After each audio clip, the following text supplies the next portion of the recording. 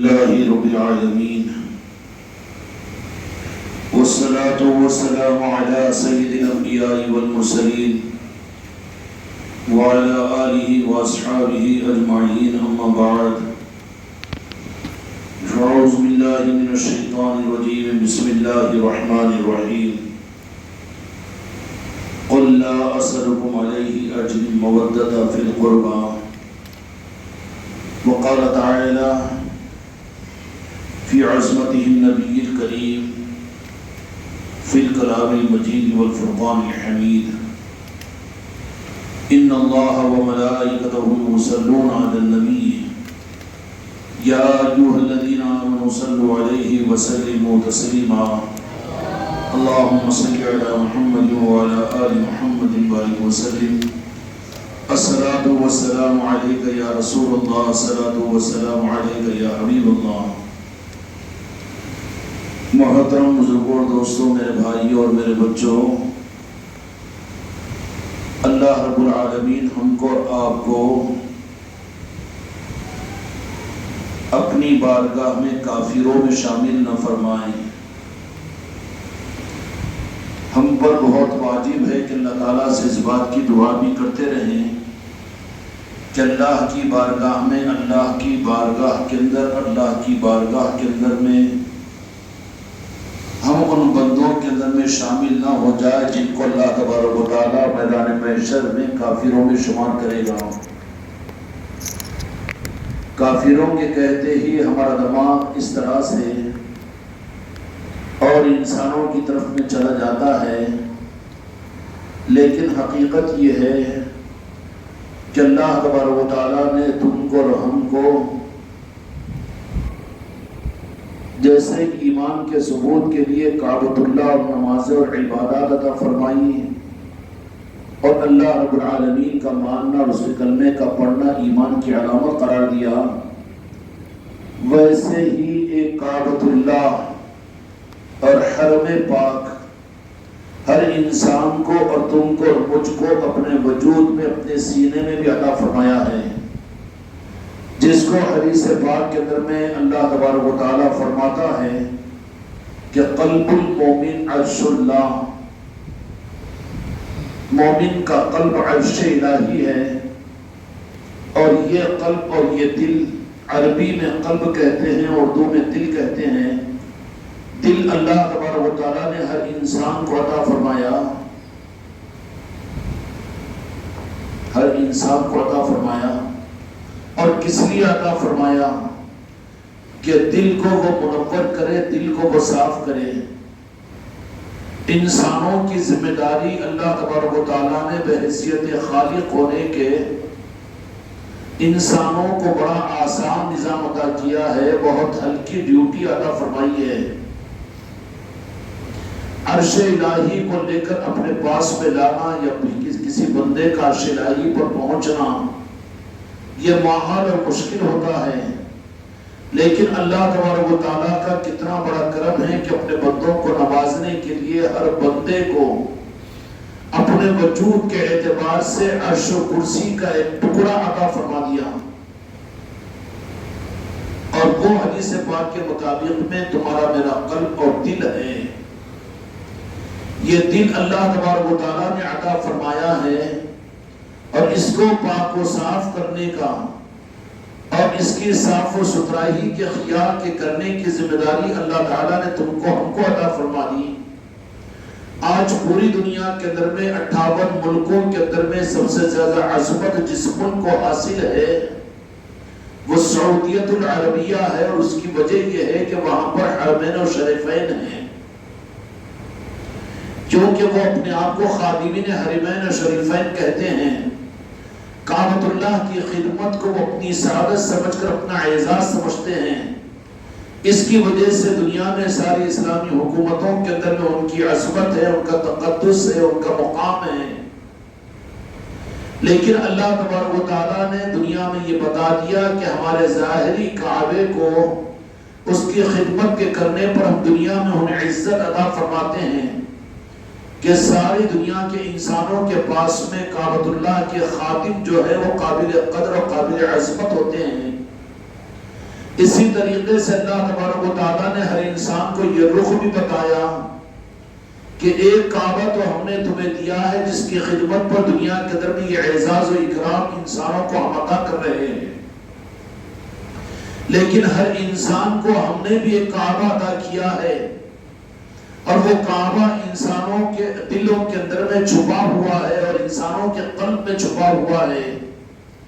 قلب المومن عرش اللہ، کہ مومن کا قلب عرش الہی ہے، اور یہ قلب وہ قلب ہے کہ اگر یہ کعبے کو اور یہ قلب کو اگر آدمی اس کی حفاظت کرے اور اس کو صاف اور ستھرا کرے اور اس کو کعبۃ اللہ بنانے کی اور عرش الہی بنانے کی فکر اور محنت کرے، جیسے دنیا کے اندر میں آدمی کا مکان ہوتا ہے، آدمی اگر غفلت کرے گا تو وہ اس مکان کے اندر میں گرد و غبار مکڑی کے جالے اور پراگندہ ہو جائے گا، دھول لپیٹ لی جائے گی، تو آدمی کیا کرتا ہے کہ اپنے گھر کو آ کر صاف صوف رکھتا ہے، اس کی جھاڑو جھنکار کرتا ہے، اور پھر رغو روغن لگاتا ہے، اس کی صفائی کا خیال رکھتا ہے۔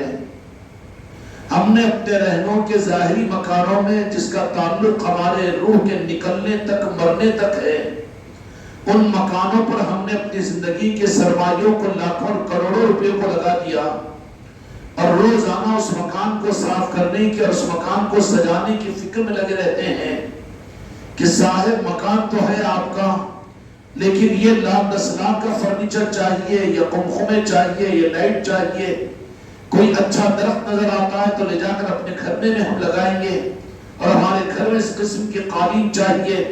کتنا ذوق، کتنا شوق اپنے اس عارضی مکانوں کے سجانے کے لیے ہوتا ہے کہ نہیں ہوتا؟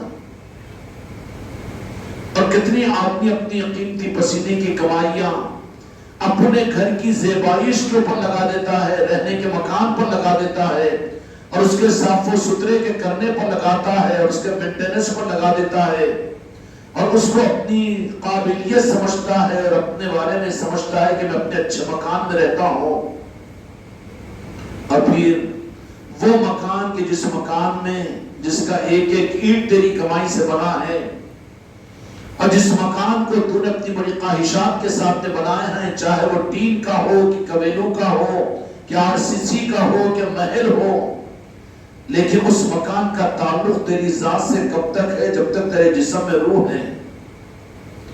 جب روح نکل جائے گی تو جھوپڑی والے کو جھوپڑی سے بھی نکل دیا جائے گا۔ یہ نہیں ہوگا کہ بادشاہ کو اپنے محل سے نہیں نکالا جائے گا، یا بڑے عالیشان محل کو بنایا ہوا آدمی شداد کی جنت کی طرح سے جنت کو بنا لے تو اس میں اس کو رکھ دیا جائے گا، نہیں، بلکہ ایسا محسوس ہوتا ہے کہ وہ گھر انتظار میں ہے کہ جیسے ہی جب تک روح تیرے جسم میں ہو تو زندہ ہے، وہ گھر تجھے اپنے لیے بوجھ سمجھ رہا ہے، اور تیرے دنیا والے تیرے اعضاء و اقربا تجھے اپنی زندگی میں بوجھ سمجھ رہے ہیں۔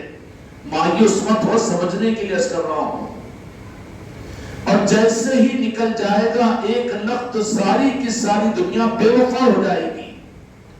چاہنے والے قریب سے قریب کے تر اور بہت محبت کے دعوے کرنے والے یہ سب ایک لخت اجنبی بن جائیں گے اور کہیں گے کہ فلاں صاحب کہاں ہیں؟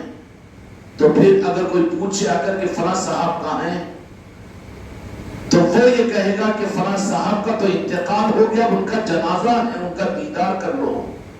ہوگا کہ نہیں ہوگا؟ دنیا کا تو یہ معاملہ ہے، جس گھر کے سنوارنے میں اور جس وجود کے بنانے میں اور اپنے جسم کے تقاضوں کے پورا کرنے میں ہم نے سب کچھ اپنی زندگی کو لگا رہے ہیں۔ بقدر ضرورت لگاؤ میرے بچوں اس دنیا میں۔ خدا کی قسم یہ دنیا اللہ تبارک و تعالیٰ نے عطا فرمائی ہے، لیکن بقدر ضرورت کے لیے۔ ضرورت کا مطلب یہ نہیں ہوتا کہ آدمی اپنی زندگی کا مقصد ہی ضرورت خانے کو بنا لے۔ آپ اپنے گھر کے اندر میں دیوان خانے میں بیٹھیں گے اور ڈائننگ ہال میں بیٹھیں گے، دوستوں کے ساتھ بیٹھیں گے، لیکن کوئی آدمی اگر کہے کہ صاحب وہ تو بیت الخلا میں بیٹھ کر رہتے ہیں ہمیشہ، کیا خیال ہوگا آپ کا؟ کیا کہیں گے وہ دماغ خراب ہو گیا، پاگل ہو گیا، وہ گھر میں رہنے کے قابل نہیں ہے۔ اگر اچھا آدمی ہوتا تو وہ گھر میں رہتا، بیت الخلا میں تو صرف ضرورت کے پورا کرنے کے لیے جاتا ہے۔ تو تم یہ کہتے ہو کہ ضرورت خانے کے اندر میں ہمیشہ نہیں بیٹھا جاتا، اور ہمیشہ رہنے کی وہ جگہ نہیں ہے جہاں پر دل نہیں لگایا جاتا، تو اس سے بڑے پاگل وہ انسان نہیں قرار دیے جائیں گے، تم اور میں نہیں قرار دیے جائیں گے کہ صبح اٹھنے سے لے کر رات تک سونے تک کا سارا فکر اپنی بقدر ضرورت کے لیے خدا نے جو دنیا کو بنایا، دنیا ہی دنیا ہمارے اوپر سوار ہو۔ ہماری مثال اگر ہم نے دنیا کو اپنا مقصد بنایا ہوا ہے، ملاقات کر رہے ہیں تو دنیا کے لیے، دل لگا رہے ہیں تو دنیا سے، سوچ و فکر ہے تو صرف دنیا کی، اور ہے تو صرف اور صرف اپنے دنیاوی زندگی کی، تو پھر ہم ان نادان اور بے وقوف اور پاگلوں کی طرح سے ہے کہ جو کوئی ہمیں یہ اس بات کی طلع دے کہ ہمارے مکان میں فلاں صاحب ہے اور وہ ہمیشہ گھر میں ڈائننگ ہال میں باورچی خانے میں اور دیوان خانے میں نہیں رہتے بلکہ کہاں دل لگتا ہے ان کا، تو کہے کہ وہ ہمیشہ ضرورت خانے میں بیت الخلا میں رہتے ہیں، تو کیا بولیں گے ساجد بھائی، اکبر بھائی؟ پاگل ہے، دیوانے ہیں، علاج کرواؤ ان کا، کیونکہ وہ دل لگانے کی جگہ نہیں ہے۔ میرے بھائیوں اور میرے بچوں، برا مت مانو، آسمانی دنیا کے اندر میں تم اور میں بھی پاگل اور دیوانوں میں شمار ہوں گے، کافروں میں شامل ہوں گے۔ یہ ہے کفر سب سے بڑا، کہ جس مقصد کے لیے اللہ نے دنیا میں بھیجا اس کے مقصد کو کاٹ کر اپنی خواہش کو اپنا امام بنانا اور اپنی خواہش کو اپنا خدا رب بنا دینا۔ رب کی مرضی تو یہ ہے کہ میری مرضی کے مطابق میں چلو، اور دنیا میں آ کر ہم نے اپنی خواہش کو اپنا رب بنا دیا۔ قرآن مجید میں اللہ تبارک و تعالیٰ فرماتا ہے، جس کا مفہوم یہ ہے کہ تمہیں کیا ہو گیا کہ تم نے اپنے خواہشات نفس اور خواہشات دنیا کو اپنا رب بنا لیا۔ تو بڑے کافر کون ہیں کہ جنہوں نے رب کی مرضی کے بجائے اپنی خواہش کو اپنی زندگی کا مقصد بنا دیا، اور اس کفر کے اندر میں تم ہم سب شامل ہیں، کوئی کم ہوں گے کوئی زیادہ ہوں گے۔ برا تو نہیں مان رہے نا؟ بہت اچھا ہے دوسروں کو کہہ دینا کافر، لیکن اپنے کفر کو ڈھونڈو۔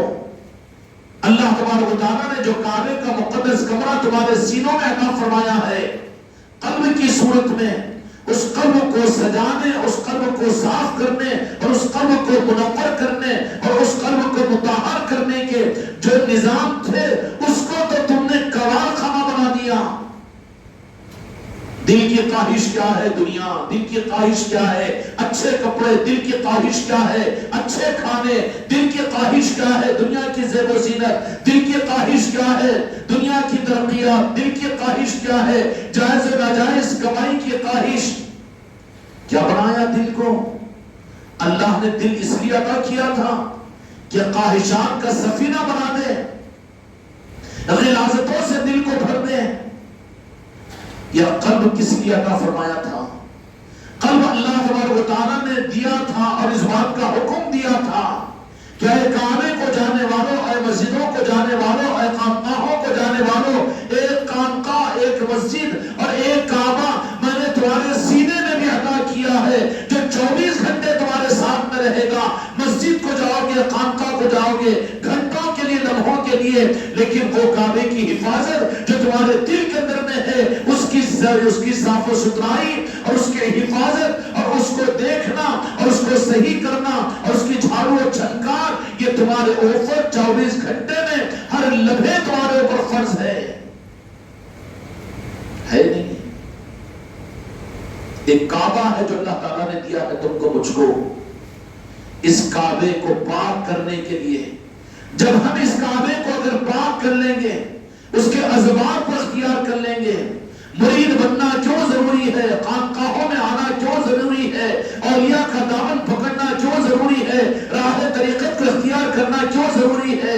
اس لیے کہ اوپر کے جسم والے نظام کی کمیوں کو تو ہم جانتے ہیں کہ ظاہری اعتبار سے کی یہ کمی ہے، یہ بے نمازی ہے اور یہ زکوٰۃ نہیں دیتا، یہ شراب خور ہے، یہ رشوت خور ہے، یہ حرام خور ہے، یہ تو دکھنے والی چیزیں ہیں، لیکن اندر کے قلب کی بیماریاں یہ پکڑی نہیں جاتی، اندر کا کچرا نظر نہیں آتا اور اندر کی کمیاں دکھتی نہیں ہے، تو اس کے لیے قدم کو آگے بڑھ کر وہ کسی ماہر کے حوالے اپنے آپ کو کر دیتا ہے کہ جیسے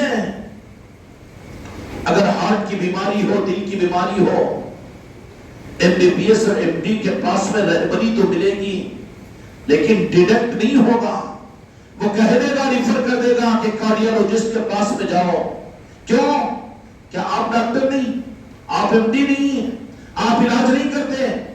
وہ کہہ دے گا کہ نہیں، میں دھوکہ دینا نہیں چاہتا ہوں، یہ شعبہ میرا نہیں ہے، تمہاری ہمدردی کا تقاضا یہ ہے کہ تم ابھی اس وقت میں اپنے ہارٹ کے مسئلے میں کارڈیالوجسٹ سے رجوع ہو جاؤ۔ ہوگا کہ نہیں ہوگا؟ اور جو کہے گے کہ کارڈیالوجسٹ وہ بھی ڈاکٹر، میں بھی ڈاکٹر، تو ڈاکٹر نہیں، ڈاکو ہے۔ مسئلہ ہارٹ کا ہو اور وہ لیپ لپیٹ کر رہا ہو خالی ٹریٹمنٹ کے اندر میں، تو وہ ڈاکٹر ہے کہ ڈاکو ہے؟ کیا ہے جی؟ ڈاکو ہے نا۔ اگر ہارٹ کا مسئلہ ہوگا تو اس کی پہچان تو کارڈیالوجسٹ کرے گا۔ اسی طریقے سے اپنے قلب کے بارے میں، ہم اپنے ظاہری ہاتھ و پیر کے بارے میں، ہاتھ زخمی ہو جائے، پیر کو ٹھوکر لگ جائے، سر میں درد ہو جائے، آنکھیں کمزور پڑ جائے، کھانا نہ کھا جائے، ڈکاریں آ جائے، کتنا پریشان، شوگر ہے، بی پی ہے، وہ بیماری، یہ بیماری، سب کچھ کی اس لیے کہ دکھنے والی بیماریاں محسوس ہونے والی بیماریاں، اس کے لیے کہ راتوں کی نیند اڑی ہوئی ہے، دن کا سکون خراب ہے، اور اپنی کمائیوں کی لاکھوں روپے خرچ کرنے کے لیے ہم تیار ہیں۔ لیکن کیا اللہ تبارک و تعالیٰ نے جس امانت کے سنبھالنے کا حکم فرض اور ہر لمحے فرض، دن میں 5 مرتبہ نماز فرض ہے، لیکن زندگی کے ہر گھنٹے میں اور گھنٹے کے ہر منٹ میں اور ہر منٹ کے سیکنڈ میں اپنے دل کی حفاظت اور دل کی بیماریوں کے بعد میں فکر مندی یہ فرض ہے، اسی کو ایمان کہتے ہیں۔ اس قلب کو صاف کرنا اور اس دل کو صاف و ستھرا رکھنا اور اس کی حفاظت کرنا یہ فرض عین ہے، اور یہی ایمان کی علامت۔ جس کو اپنے اعمال کی تو فکر ہو لیکن دل کی فکر نہ ہو، وہ مومن نہیں ہو سکتا، مسلمان ہو سکتا ہے، خطرے میں ہے کہ ہوگا کہ ایک وقت میں ہاتھ آئے گا اور منکر ہو جائے گا اور ایمان کے بغیر اس دنیا سے چلا جائے گا۔ مسلمان ہو سکتا ہے کہ خاتمہ بالخیر اس کا نہ ہو، لیکن مومن جو ہوگا وہ تو ایمان کے ساتھ میں واپس جانا میرے مصطفیٰ کا وعدہ ہے۔ اور مومن بننے کی اس کی پہچان کیا کہ جس کو اپنے دل کی فکر نصیب ہو، اعمال کی اصلاح، مسائل کا معلوم کرنا، قرآنی تعلیمات کا معلوم کرنا، شریعت کے مسائل کا معلوم کرنا، یہ اسلام ہے۔ لیکن اپنے قلب کے اندر میں اپنے ایمان کی کیفیات کا معلوم کرنا، اپنے قلب کو پاک و صاف کرنا اور اپنے قلب کو بنانے کی محنت کرنا اور قلب کو سجانے کی کوشش کرنا، اس کا تعلق اسلام سے نہیں، اس کا تعلق ایمان سے ہے۔ کیسے؟ مسلمان کا جسم اچھا رہ سکتا ہے لیکن قلب برا گندا رہ سکتا ہے۔ برا نہ مانو کہ ظاہر میں مسلمان ہو لیکن ہو سکتا ہے کہ وہ منافق ہو سکتا ہے کہ بے عقیدہ اور بد عقیدہ ہو سکتا ہو کہ وہ کچھ بھی ہو، جہنمی ہو۔ نمازوں کی صفوں میں ہوگا، عبادت اس کے پاس میں ہوگی، یہ حجت اور دلیل نہیں کہ وہ مومن ہے، مسلمان ہے۔ عملوں کے باوجود بھی خطرہ ہے۔ قرآن کہتا ہے فَوَيْلٌ لِّلْمُصَلِّينَ الَّذِينَ هُمْ عَنْ صَلَاتِهِمْ سَاهُونَ، کہ ہلاکت ہے نمازیوں کے لیے کہ جو نماز پڑھ کر بھی مفہوم ہے ہلاک ہوں گے۔ اور بہت سے شب بیدار ایسے جو رات بھر عبادت کرتے ہیں لیکن ان کو سوائے تکلیف کے کچھ حاصل نہیں ہوتا۔ بہت سے روزے دار ایسے ہیں کہ جو روزہ رہتے ہیں لیکن ان کو بھوک و پیاس کی تکلیف کے علاوہ کوئی چیز حاصل نہیں ہوتی۔ یہ مسلمانوں کے اعمال ہیں۔ اسلام رہبری کرتا ہے کہ اس چیز کو صاف کرنے کی فکر کرو۔ قرآن مجید میں اللہ تبارک و تعالیٰ نے اسلام کے احکامات تو مسلمانوں کو عطا فرمائے لیکن بہت چھان کر۔ قرآن مجید کے اندر میں جن مسلمانوں مسلمانوں پر خدا کو رحم آ جائے ان کو قد فرمایا قد افلح من تزکا، کامیاب ہوا وہ آدمی جس نے اپنے قلب کا تزکیہ کیا۔ کیا کہا اللہ تعالیٰ نے؟ قد افلح من تزکا، فلاح پا گئے وہ لوگ جنہوں نے اپنے قلب کا تزکیہ کر لیا، قلب کو پاک و صاف کر لیا۔ ہم تو بے حس ہیں، ہم تو مرید بن کر یہ سمجھ لے کہ ماشاءاللہ دھوکے میں ہیں ہم۔ قیامت کے میدان میں جب حقیقت کھل کر سامنے آ جائے گی، وہ وقت اگر حقیقت ہمارے سامنے کھل کر نتیجہ اور ہمارے سامنے رزلٹ اگر آ جائے گا، خدا کی قسم پھر عمل کا موقع ہاتھ سے نکل جائے گا۔ مومن وہ ہے جو ہر لمحے اپنے ایمان کے اپنے قلب کی فکر میں رہے، اور خطرے میں وہ ہے جو اپنے سے بے فکر ہو جائے۔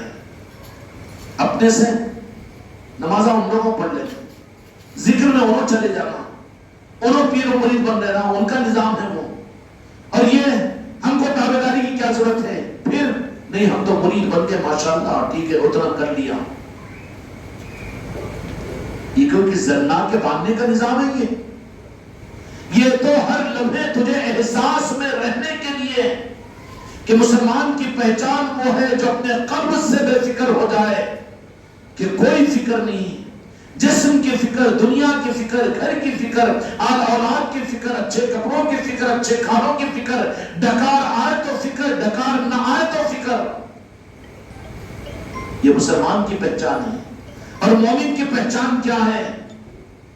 مومن کی پہچان کہ ہمیشہ وہ اپنے قلب کے بارے میں فکر مند رہتا ہے، دیکھتا ہے کہ قلب کی وہ دولتیں کہیں مجھ سے دور تو نہیں ہو رہی ہے، ہمیشہ کیئرفل رہتا ہے۔ کیا رہتا ہے؟ اللہ تعالیٰ پوری امت کی اپنے کرم سے حفاظت فرمائے، آپ لوگوں کو بھی اللہ تعالیٰ صحت و سلامتی عطا فرمائے۔ لیکن جن کو اٹیک آ چکا ہو، ڈاکٹر کیا کہہ دے گا؟ اٹیک آ چکا ہے، ہمیشہ کیئرفل رہنا، بے فکری نہیں برتنا، کیونکہ برتو گے تو پھر علاج کا موقع نہیں ملے گا، اس سے پہلے ٹکٹ لے لو گے۔ ذرا کچھ بھی ہوا تو انسپیکشن ہو جائے تو فوراً اپنے علاج کی فکر کر لینا ہے کہ نہیں؟ اگر ہمارے اندر میں اپنی ذات کے معاملے میں بے فکری ہے کہ ہم تو مرید بن چکے ہیں ماشاءاللہ، ہم کو اپنے قلب کے لیے محنتوں کی کیا ضرورت ہے، اور ہم کو نسبتوں کے بچانے کے لیے روزانہ کے وقت کے دینے کی کیا ضرورت ہے، اور ہم کو قربانی اور مجاہدوں کی کیا ضرورت ہے، تو یہ ہماری بے فکری اس بات کی دلیل ہے کہ ہم مسلمان ہیں، مومن نہیں بنے، اور مسلمان ہیں مومن نہیں بنے اس سے پہلے ہو سکتا ہے کہ مسلمان ہو کر منافق بن جائے، ہو سکتا ہے کہ مسلمان ہو کر بھی یزیدی بن جائے، اور مسلمان ہو کر بھی بدعقیدہ بن جائے اور جہنم میں چلے جائے۔ اطمینان کب ہوگا؟ جب کہ مومن بن جاؤ گے۔ اور مومن کی سب سے بڑی پہچان یہ ہے کہ وہ ہمیشہ اپنے بارے میں فکر مند رہتا ہے۔ کیا رہتا ہے؟ اپنے بارے میں فکر مند ہوتا ہے۔ اور پھر فکر مند کس بات کا؟ کہ میرے بچے، تجھے خدا پاک نے جو کعبہ عطا کیا ہے اس پر کسی گرد کو آنے مت دے، اس پر کسی محبت کو غالب ہونے مت دے، اس کے اندر میں کوئی چاہتوں کو لا کر مت بٹھا۔ ایسے ایگزامپل آپ کو بتا رہا ہوں کہ اگر کوئی آپ کی اس مسجد کے اندر میں چپل کے ساتھ میں اگر اندر آ جائے تو آپ گور کر دیکھیں گے نا اس کو، ابھی معلوم ہو کہ وہ اپنے کپڑوں میں پیخانہ کر لیا ہوا ہے، پیشاب کیا ہوا ہے، اس کو مسجد میں آنے دیں گے آپ؟ نہیں آنے دیں گے نا۔ کیوں؟ کہ نہیں، یہ پاک مقام ہے، عصمت کے خلاف ہے، نکالو اس کو۔ تو کیا خیال ہے میرے بچوں، وہ کعبے کا کعبہ جو خدا نے تم کو مجھ کو عطا کیا، اور جس کی پاکی اور جس کی ستھرائی کا حکم دیا، اور ہر لمحے جس کی فکر کی ذمہ داری تم کو مجھ کو ایمان کے رشتے سے عطا فرمائی کہ غافل نہیں ہونا، ہمیشہ اپنے دل کو پاک و صاف رکھنا، اور دل کو عرش الہی سے جوڑے رکھنا، اور ہمیشہ اللہ اس کے رسول کی طرف میں متوجہ رکھنا۔ اگر اس دل کو ہم نے دنیا کی طرف میں لگا دیا، صرف خواہشات کی طرف میں لگا دیا، اور اس دل کے اندر میں خواہشات کا مسکن بنا دیا، تو برا مانو نہ مانو کہ خانقاہ میں آ کر کوڑا کباڑا محلے کا لا کر ڈالنے والے جیسے ہم ان کو گری ہوئی نگاہ سے دیکھتے ہیں. مسجد کے اندر میں نعوذ باللہ علیاذ باللہ سمجھانے کے لیے میں کہہ رہا ہوں کہ کوئی غلاظتوں کو اور سڑے ہوئے کھانوں کو لا کر مسجد میں ڈالے تو کوئی مسلمان برداشت کرے گا؟ لیکن ہم وہ کافر بن رہے ہیں اور ہم وہ مجرم بن رہے ہیں. مرید ہونے کے باوجود اور خلیفہ ہونے کے باوجود چشتیہ رومان اختیار کرنے کے باوجود ہم کو اپنے دل کے پاک صفائی اور ذمہ داری کا احساس ہمارے اندر میں صرف 8 دن میں ایک مرتبہ آ جاتا ہے یا مہینے میں ایک مرتبہ آ جاتا ہے یا پھر کبھی کبھی کسی وقت میں آ جاتا ہے تو ہم وہ مجرم ہیں جو اپنے دل کو جو کعبۃ اللہ تھا اس کو کباڑ خانہ ہم نے بنا دیا. برا تو نہیں مان رہے؟ کب دیکھیں؟ 8 دن میں ایک مرتبہ دیکھ لیں گے صاف صفائی کے لیے. جس کو اپنا گھر سمجھو وہاں پر روزانہ جھاڑو، روزانہ دھوتے ہو، پاک و صاف کرتے ہو اور اس کی فکر ہی کرتے ہو اور اس کو خوشبودار کرنے کی کوشش کرتے ہو. لیکن یہ کعبہ جو اللہ تبارک و تعالیٰ نے تمہارے میرے دلوں کے اندر عطا فرمایا، قلب المومن عرش اللہ، اگر ایمان کی نسبت و جہاں کے مالک میرے آقا کی محبت کی نسبت اور جن کو نسبتیں ملی میرے بھائیوں ان کا قلب تو خدا کی نظروں میں ہے. خاص طور پر دل وہ چمڑے کا دل جو چچندر اور چچندریوں کو بھی مل گیا، سپلک کو بھی مل گیا، لیکن اس کے برخلاف میں جو قلب اللہ تبارک و تعالیٰ نے انسانوں کو عطا فرما کر جن کو وہ دولت قلب اللہ تعالیٰ نے ان کے قلب کو عرش اللہ بنا دیا، اپنے محبوب کی محبت سے منور فرما دیا، تم لوگوں کو ہم نے نسبتیں عطا کر کے مرید بنا کر کہ تمہارے قلب کی دنیا کو ہم نے اللہ اس کے رسول اور اولیاء کے سامنے لانے کی کوشش کی کہ ان کی چشتیہ رومان یہ ہمارے مرید اور یہ ہمارے لوگ، کیوں کہ وہ نظروں میں رہے. ان کا دل اگر عشق رسول کا ذرہ بھی اگر لیا ہوا ہوگا اللہ اس دل کی طرف میں ہمیشہ دیکھتا رہتا ہے. اللہ دیکھے اور آپ نے اپنے دل کی حفاظت کی فکر کو 2 دن کے لیے چھوڑ دیا، 4 دن کے لیے کوڑے کباڑے کے لیے چھوڑ دیا، اپنی غلاظتوں کو لا کر خود اپنے ہاتھوں سے ڈالنا شروع کر دیا. میرے بچوں مرید بن جانے کے بعد میں، نسبتوں کے مل جانے کے بعد میں اپنے دل کی حفاظت کی ہر لمحے ذمہ داری کی ضرورت ہے.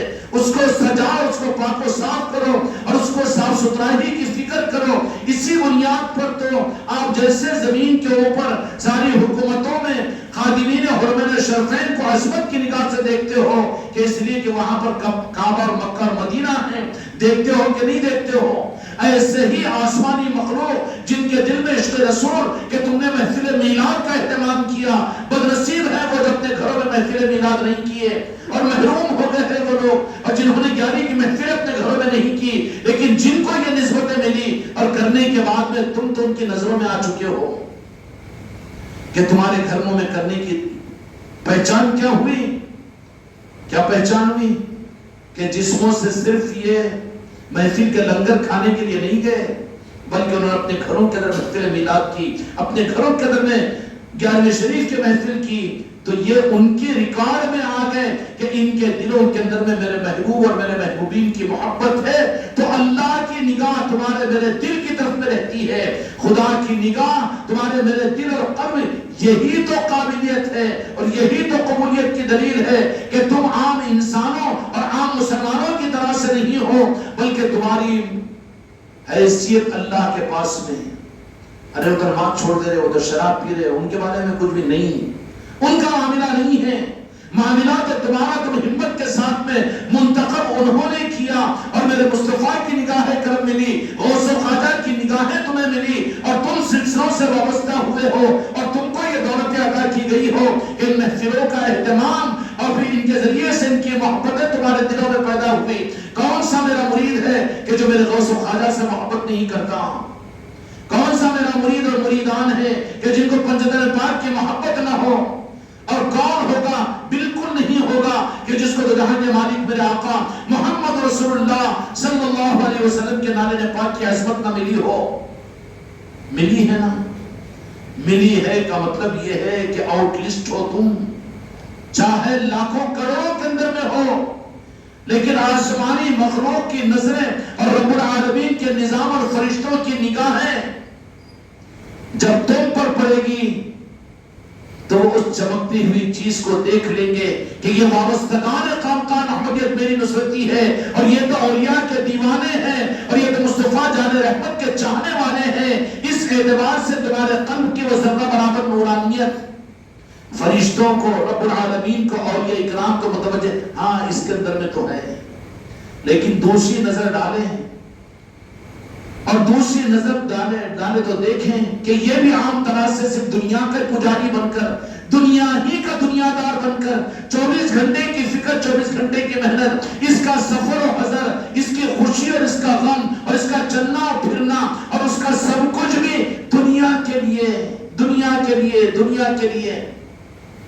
ایک مکان بن گیا، 10 مکان بنانے کی فکر، ایک دکان ہے 4 دکان کی فکر، 10,000 کی آمدنی ہے 50,000 کرنے کی فکر، یہ کرنے کی فکر۔ فکر کرنا ناجائز نہیں ہے، لیکن اس فکر کو نظروں میں رکھو، دماغ میں رکھو، دل میں مت لاؤ۔ دل کو تو پاک رکھو میرے مصطفیٰ کے لیے۔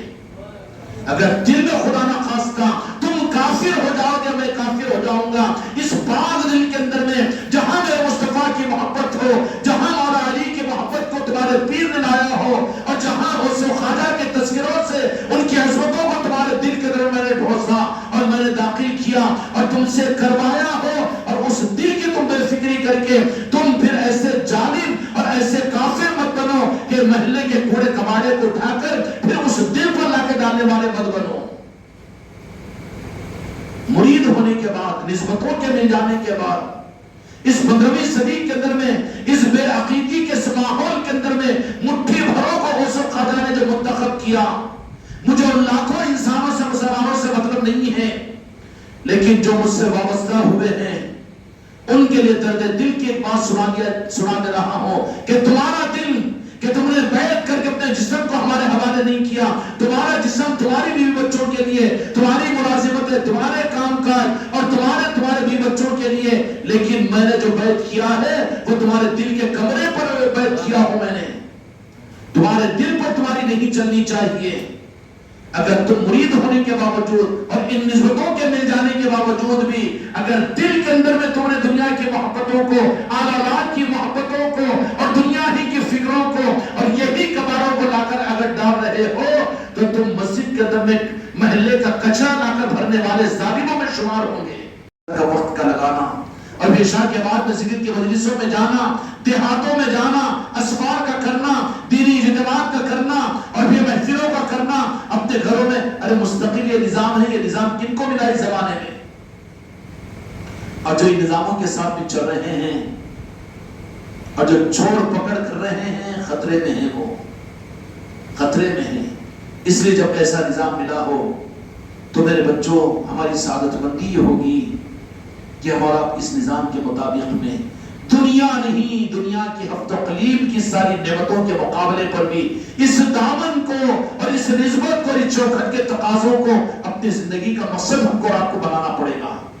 الجھنے کی ضرورت نہیں، الجھانے نہیں، ذرہ ذرہ تو سمجھ لیتے ہیں کہ ذرہ ذرہ کچھ تو بھی آ رہا ہے، کاربن ڈسکنیکٹ نہیں ہوتا تو پہلے کاربن آئی تو لائٹ آتی جاتی نا جی، سمجھ لیتے ہیں۔ ذرا مجلسوں میں دیر سے آنا، پھر وہ کبھی آیا کبھی نہیں آیا، کبھی زیادہ خوشی زیادہ کبھی ناراض، سمجھتے ہیں کہ کاربن آ رہا ہے بیچ میں، اور ایک وقت وہ ہوتا ہے کہ آنے والی لائٹ بند ہو جاتی ہے، کاربن ڈسکنیکٹ کر دیتا ہے۔ اس لیے کاربن کو آنے سے روکنے کے لیے ضروری ہے کہ ان نظاموں کے تابع اپنے آپ کو کرو، ٹھیک ہے نا؟